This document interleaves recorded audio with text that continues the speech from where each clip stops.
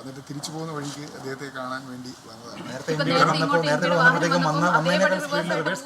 നേരത്തെ വന്നപ്പോൾ നിങ്ങളിവിടെ ഉണ്ടാവുമെന്ന് ഞാൻ കരുതിയില്ല. കാരണം ഇവിടെ സാധാരണ വൈകുന്നേരം അദ്ദേഹത്തെ കാണാൻ വരുന്ന സമയങ്ങളിലൊന്നും മാധ്യമങ്ങളൊന്നും ഉണ്ടാകാറില്ല. നിങ്ങൾ പെട്ടെന്ന് എന്നെ കണ്ടപ്പോൾ ചാടി ഇറങ്ങിയപ്പോൾ എനിക്ക് തന്നെ ഞാൻ അതുകൊണ്ട് ഒന്ന് തിരിച്ചു പോയിട്ട് പിന്നെ തിരിച്ചു വന്നതാണ്. അല്ല, എൻ്റെ സന്ദർശനം സൗഹൃദ സന്ദർശനമാണ്. ഞാൻ എല്ലാ സമയത്തും ചങ്ങനാശ്ശേരി വരുമ്പോൾ ആസ്ഥാന ഹെഡ് ഓഫീസ് വരാറുണ്ട്. മണിച്ചേട്ടുമായി സൗഹൃദ സംഭാഷണം നടത്താറുണ്ട്. അദ്ദേഹം പല കാര്യങ്ങൾ ചോദിക്കും, പല കാര്യങ്ങൾ പറയും, ഞാൻ അങ്ങോട്ട് പറയും. മണ്ഡലത്തിൻ്റെ കാര്യങ്ങൾ, പൊതുവായ കാര്യങ്ങൾ ഒക്കെ അങ്ങനെയുള്ള ഒരു കാര്യങ്ങളും ചർച്ച ചെയ്തില്ല. ഞാൻ പറഞ്ഞില്ല, സൗഹൃദ സന്ദർശനം എല്ലാ അതൊക്കെ NSS ആസ്ഥാനത്ത് വെച്ച് പറയാൻ പറ്റില്ല. അതൊക്കെ പിന്നെ പറയാം. അല്ല അതെല്ലാം ഇപ്പം ഞാൻ ഇവിടെ NSS ജനറൽ സെക്രട്ടറിയെ കാണാൻ വന്നത് ഇവിടുത്തെ MP എന്ന നിലയിൽ അദ്ദേഹവുമായി ഒരു സൗഹൃദ സന്ദർശനം വന്നതാണ്. ഇവിടെ വെച്ച് അങ്ങനെയുള്ള കാര്യങ്ങളൊന്നും പറയുന്നില്ല. കണ്ടില്ല. ഞാൻ ഫീൽഡിലായിരുന്നു, മണ്ഡലത്തിലെ വിവിധ പരിപാടികളിലായിരുന്നു. ഇപ്പോഴാണ് തിരിച്ചു പോകാൻ നേരത്തെ അത് ഇതിപ്പോൾ കാണാൻ വേണ്ടി വന്നത്. അല്ല, ഞാൻ പറഞ്ഞല്ലോ, ഇപ്പോൾ ഞാൻ പ്രതികരിക്കാനില്ല. ഇപ്പം ഞാൻ സൗഹൃദ സന്ദർശനവുമായി ബന്ധപ്പെട്ട് സാധാരണഗതിയിൽ അത് ജനറൽ സെക്രട്ടറി കാണാൻ വരുന്നത് പോലെ വന്നതാണ്.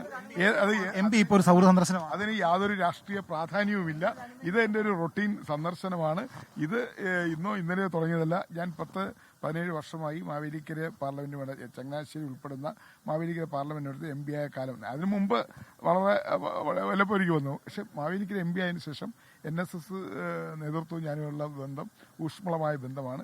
എനിക്ക് എപ്പോഴും ഇവിടെ വരാം. ഞാൻ പറയട്ടെ എനിക്ക് എപ്പോഴും ഇവിടെ വരാം. എനിക്ക് പ്രത്യേക പെർമിഷന്റെ ആവശ്യമില്ല, പ്രത്യേകമായി അപ്പോയിന്റ്മെന്റ് എടുക്കേണ്ട കാര്യമില്ല. ഏത് സമയത്ത് എപ്പോഴും ഇവിടെ വരാനുള്ള സ്വാതന്ത്ര്യമുണ്ട്. അതുകൊണ്ട് തന്നെ എന്തൊക്കെ സംഭവിച്ചാലും എന്നെ സംബന്ധിച്ചിടത്തോളം എനിക്ക് ബാധകമല്ല. അതുകൊണ്ടാണ് ഞാൻ വന്നത്. അദ്ദേഹത്തെ കണ്ടു, സംസാരിച്ചു. ഞങ്ങൾ സാധാരണ സംസാരിക്കാറുള്ള കാര്യങ്ങളൊക്കെ സംസാരിച്ചു. മറ്റൊന്നിലേക്കും കടന്നിട്ടില്ല. ഇന്നാണ് ഞാൻ ചങ്ങനാശ്ശേരി വന്ന് പരിപാടികളിലൊക്കെ പങ്കെടുത്ത് മടങ്ങി പോകുന്ന സമയത്ത് അദ്ദേഹത്തിന് കണ്ടു.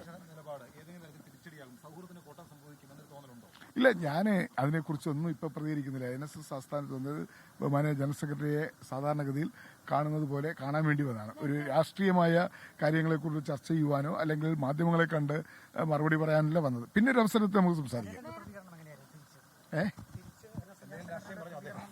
ഞാൻ പറഞ്ഞല്ലോ, ഇനി നിങ്ങൾ എന്താണ് ഇതിന് രാഷ്ട്രീയ പ്രാധാന്യമില്ല. ഇവിടുത്തെ ജനപ്രതി എന്ന നിലയിൽ പാർലമെന്റ് എന്ന നിലയിൽ സ്ഥിരം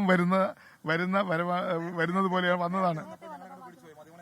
നിങ്ങളെ കണ്ട് പേടിച്ചല്ല, നിങ്ങൾ ഇവിടെ നിൽക്കുമ്പോഴേ അല്ല, അപ്രതീക്ഷിതമായി നിങ്ങൾ എടുത്ത് ഇങ്ങനെ ചാടുന്ന ഇതൊക്കെ കൊണ്ട് ചാടുന്ന കണ്ടപ്പോൾ ഞാൻ ഇതെന്തോ അല്ല. പക്ഷെ കാരണം ഇന്നത്തെ ദിവസം അങ്ങനെയുള്ള ദിവസമാണ്.